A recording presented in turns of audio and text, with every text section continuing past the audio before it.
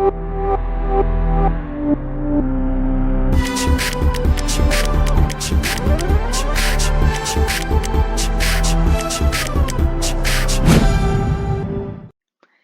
guys, this is a session on the microsomal enzyme induction. So, what do you mean by the word microsomal enzyme induction? Before that, we know the drug metabolism has two phases, phase 1 and phase 2 reaction. Phase 1 reaction is subclassified into microsomal and non-microsomal reaction. So what do you mean by microsomal reaction? Microsomal reaction are those which takes place in the presence of some important microsomal enzymes. Whereas non-microsomal enzymes or non-microsomal reactions are those which does not read any microsomal enzymes. So the best example for microsomal enzyme is cytochrome P450. What do you mean by the word microsomal enzyme induction? The word microsomal enzyme basically deals with these are nothing but these are located on the smooth endoplasmic reticulum of liver, mainly kidney, intestinal mucosa, and the lungs. What do you mean by the word induction? So, induction means you're trying to induce something, right? So, it mainly tries to increase the activity and synthesis of these microsomal enzymes, mainly the cytochrome P450. These inducers also increases the rate of the hepatic metabolism. It try to increases the transcription of the mRNA coding genes for drug metabolizing enzyme. So it also plays a very important role in our thyroid metabolism. Next, so there are many drugs, insecticides, and carcinogens. All these interacts with our DNA. So it tries to increase the synthesis of these microsomal enzyme proteins, mainly the cytochrome P450 and UGT. UGT is UDP glucuronosyl transferase.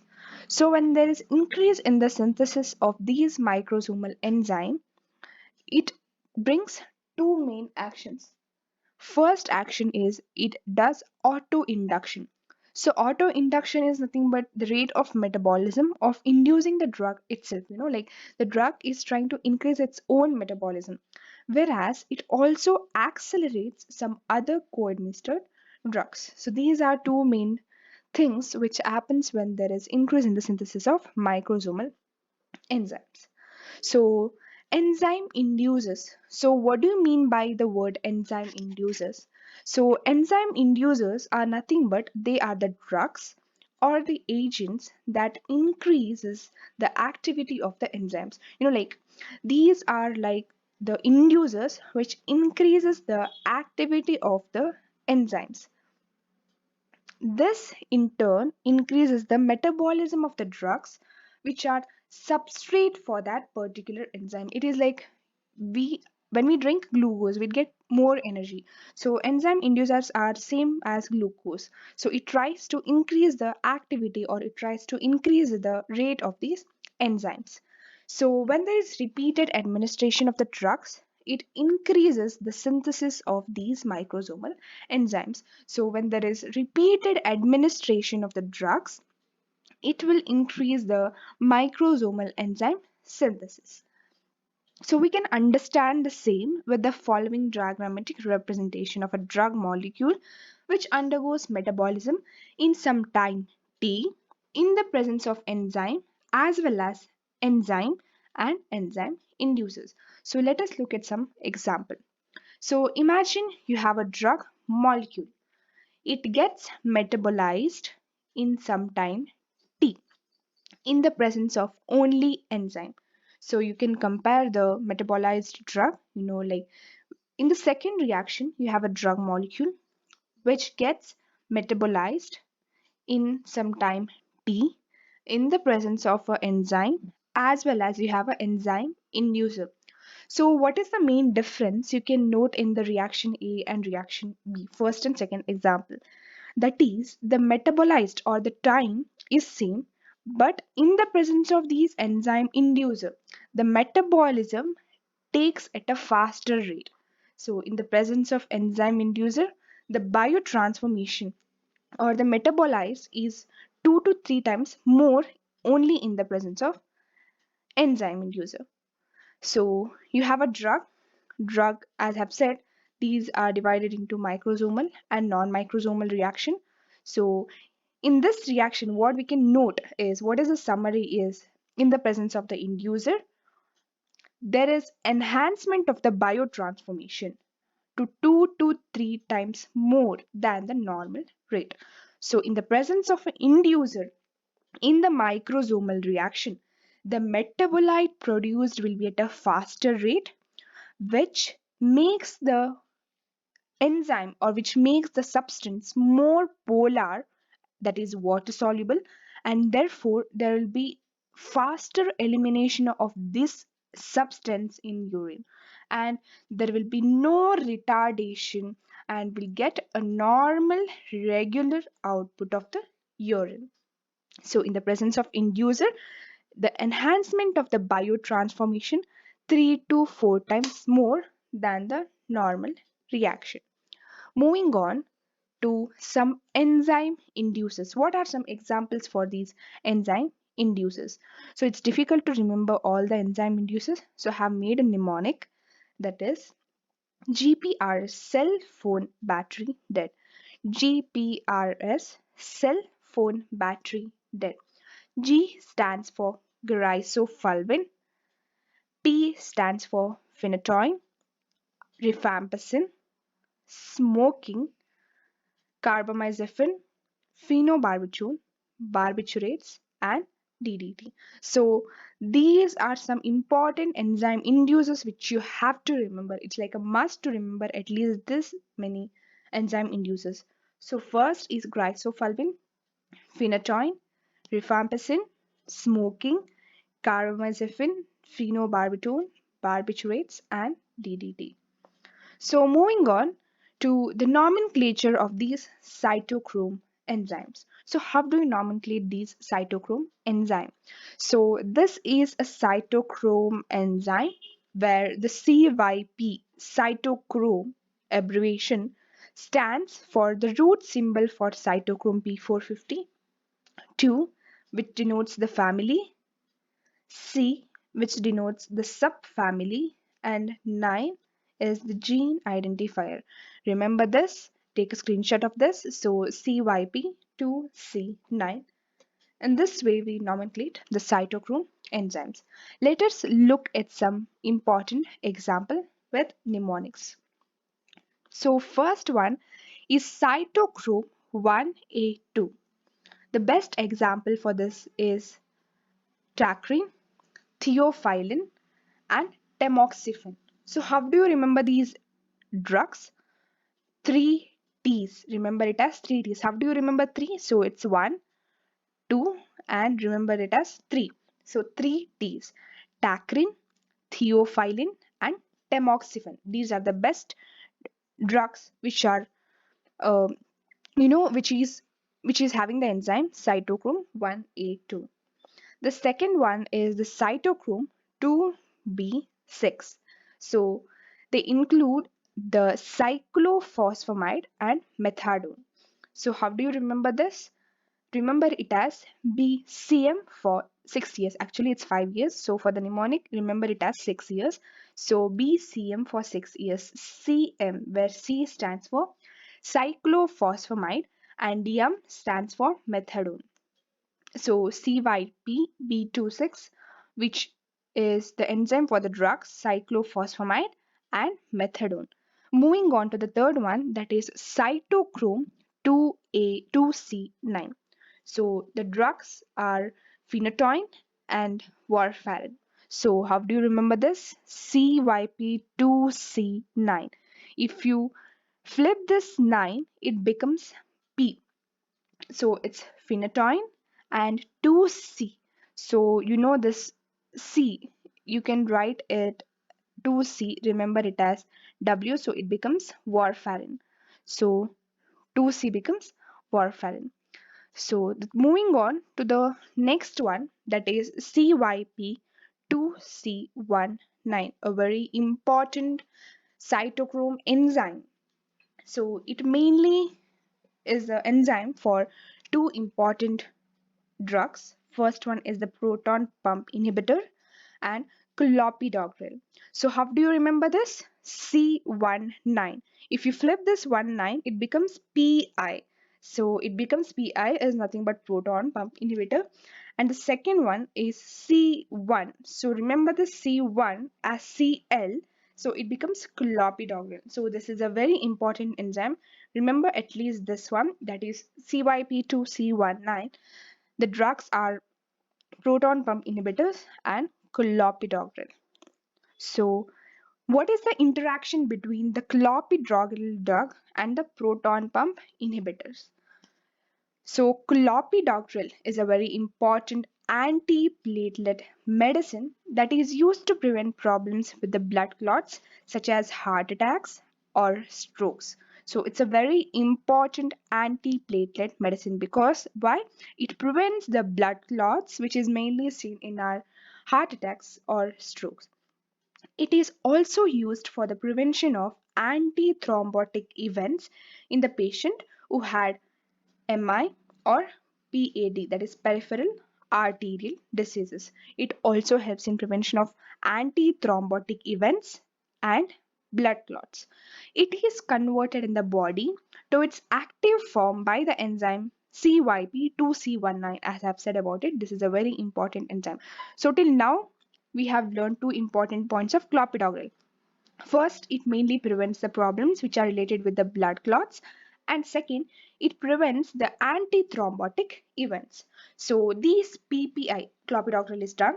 Next, moving on to PPI. PPI are nothing but proton pump inhibitors. So these proton pump inhibitors are the medicine that is used to prevent and treat heat burn, esophageal reflux diseases, or gastric ulcers. So remember these three diseases. It mainly prevents heat burn, esophageal reflux diseases, or the gastric ulcers. As heat burn and gastric ulcers can occur as a side effect of clopidogrel, patients taking clopidogrel often takes PPI to prevent their symptoms. This is a very important point to note. Patients who take clopidogrel often take PPI to prevent their symptoms. They act like friends. They are two friends where clopidogrel and PPI. So they will balance the side effect of each other. So usually patients who are taking this clopidogrel tablet, they take PPI tablets also to balance the symptoms. Dealing on to the omeprazole. Omeprazole also can reduce the level of active form of clopidogrel in the blood and it reduces its antiplatelet effect. Therefore, there is an interaction between clopidogrel, omeprazole, and isomeprazole. Same like proton pump inhibitors, omeprazole can also be used to balance their side effects. Next, the next example is cytochrome 2D6.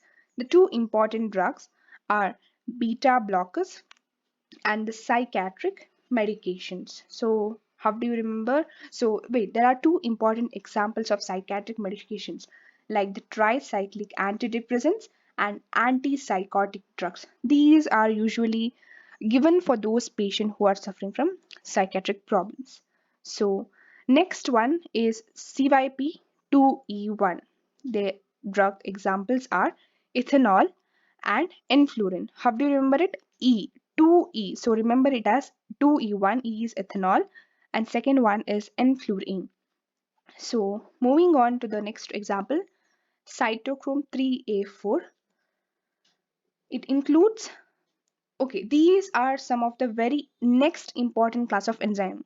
So they metabolize the enzyme for drug metabolism and they metabolize more than 50% of the drug in phase 1 reaction. They almost metabolize 80 to 90% of the drugs in phase 1 reaction. So we will look after these cytochrome enzymes once again in a fast revision manner. So cytochrome 1A2, where it stands for three drugs, tacrin, theophylline, tamoxifen. How do you remember it as 1, 2, 3? So 3 it is. Next, cytochrome 2B6, where It gives cyclophosphamide and methadone, BCM for 6 years, CM. So next one is cytochrome 2C9. C9, 9, if you flip it, it becomes P, so phenytoin. And 2C, you can write it as W, which becomes warfarin. Cytochrome 2C19. It gives proton pump inhibitors and clopidogrel. How do you remember? C19. If you flip it, it becomes PI, which is proton pump inhibitor. And C1, you can write it as CL, which becomes clopidogrel. We studied about the interaction between the clopidogrel and the proton pump inhibitors, where clopidogrel is used for the prevention of the blood clots in heart attacks or strokes, and it is also used for the prevention of antithrombotic events in those patients who had myocardial infarction or PAD. PPI are also used to prevent the heat-borne esophageal reflux disease or gastric ulcer, since they compensate the side effects of each other. So patients taking clopidogrel also take PPI to prevent their symptoms. So omeprazole is also can reduce the active form of clopidogrel in the blood problems. Next. Moving on to other drug, that is cytochrome P450, that is beta blockers and psychiatric medications. The best example include the tricyclic antidepressants and antipsychotic drugs. So the next example is cytochrome 2E1, where E stands for ethanol and enflurane. Cytochrome P3A4, which stands for these metabolize more than 50% of the drugs in the phase 1 reaction. Moving on to cytochrome 3A4. So cytochrome 3A4, it's very difficult to remember their activities. So remember it as, there is a mnemonic, cytochrome 3A4, please spare chota bacha. Cytochrome 3A4, please spare chota bacha. So cytochrome C, which stands for calcium channel blockers. A, which stands for amiodarone, which is a very important drug. You'll be studying about this in the further sessions. P stands for protease inhibitors. So in this protease inhibitor, remember at least two things. One, the most potent enzyme, that is ritonavir, and the least potent enzyme, that is saquinavir. Remember these two drugs at least. So in the protease enzyme, remember the most potent enzyme, that is ritonavir, and the least potent enzyme, that is saquinavir. Note, a very important note, for HIV and TB patient, they shouldn't be combined with the rifampicin. Why? Because this rifampicin is an enzyme inducer. So what is the work of this enzyme inducer? It causes hypersensitivity and hypertoxicity reaction, which can be fatal. Therefore, rifabutin is prescribed in this case. For HIV and TB patients, they shouldn't combine these protease inhibitors with the rifampicin. Why? Because this rifampicin is an enzyme inducer which causes hypersensitivity and hypertoxicity reactions. So here rifabutin is prescribed. S. S stands for statins. We know already statins are the blood cholesterol lowering agents. C. C is cisapride. Cisapride is a very important drug. It has a lot of application. We'll be dealing it with the further sessions. So B stands for BZD, which is benzodiazepine. So what are the important functions of cytochrome 3A4? C stands for calcium channel blockers. A is amiodarone. P stands for protease inhibitors. Remember two important enzymes. First is the most potent enzyme, that is ritonavir, and the least potent enzyme, that is saquinavir. So very important note is, for those patients who have TB and HIV, they shouldn't combine the protease inhibitors with the rifampicin. Why? This rifampicin is an enzyme inducer which mainly causes hypersensitivity and hypertoxicity reactions. So here rifabutin is prescribed. Remember this, rifabutin is prescribed in HIV and TB patients. So moving on to statins. Statins is nothing but it's a blood cholesterol lowering agent. C stands for cisapride. B is BZD, that is benzodiazepine. So these are the important function of cytochrome 3A4. Moving on to consequences of this microsomal enzyme induction. So first consequence is, when there is decrease in the intensity or duration of the action of drugs, it inactivates the metabolism. Very, very important enzyme we know is the oral contraceptive failure. So when there is decrease in the intensity or duration of the action, it will inactivate the metabolism. Example is oral contraceptive failure. Vice versa. So when there is increase in the intensity of action of the drugs, it activates the metabolism. So example is acute paracetamol toxicity, which is mainly seen due to its metabolite NAPQI, that is N-acetyl P-benzoquinoimine. So, two points to be noted here. First, when there is increase in the intensity and duration of the action, it inactivates the metabolism. Vice versa. So, when there is decrease in the intensity of the action of the drug, or decrease in the or increase in the duration of the action of the drug, it activates the metabolism. So, for decrease in intensity and there is inactivation of metabolism, example is oral contraceptive failure. And when there is increase in the intensity and activation of metabolism, the best example is acute paracetamol toxicity, which is mainly caused due to its metabolite NAPQI. So the fourth important consequence to be noted here is the tolerance. So tolerance is seen if the drug induces its own metabolism. What is it called? It is called as auto-induction property. So it tries to induce by its own metabolism. So it's mainly seen in carbamazepine and rifampicin. Remember at least one or two drugs, that is more than enough. So next one is some endogenous substrates. These are metabolized at a faster rate. So you can see this in the steroids and bilirubin. So remember 4 points. First is when there is increase or decrease in the intensity and duration, it causes inactivation of the metabolism. Example is oral contraceptive failure.